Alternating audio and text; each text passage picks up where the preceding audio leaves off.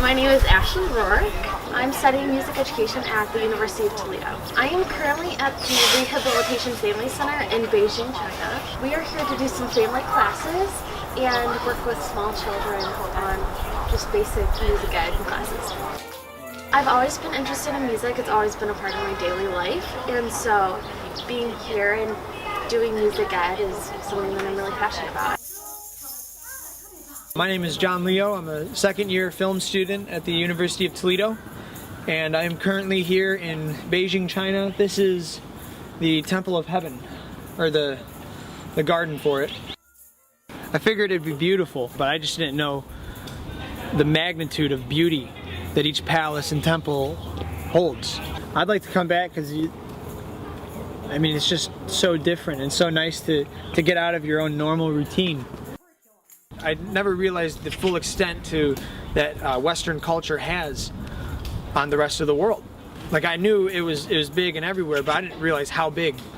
For me, it kind of puts like a greater responsibility on my shoulders as I get older to not just think about things on a national level, but think about things in a universal level. Something that I've really taken away from this trip is that there's just an element of humanness in everybody, and that the world doesn't seem as big as I thought it was. And I can relate to people through music and through food and through culture. Because I am a foreigner coming to a strange land where there is a big language barrier, and I felt that I was ready to be alienated and kind of just like looked at and not interacting with people. However, when I got here, people have been so nice and so kind and have loved to talk to me, and I've made connections with students in Qinhuangdao and here in Beijing, so that's been very cool.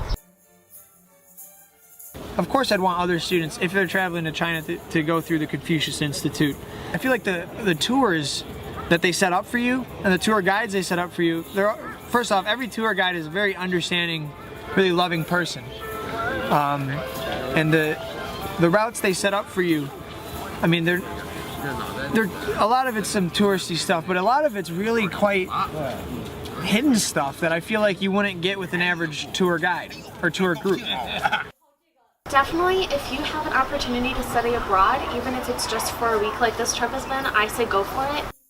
If you're traveling to China, Confucius Institute's the way to go. And I'm not saying that just to be like make this a sappy advertisement or something, but in all genuine seriousness, consider it. You won't regret it.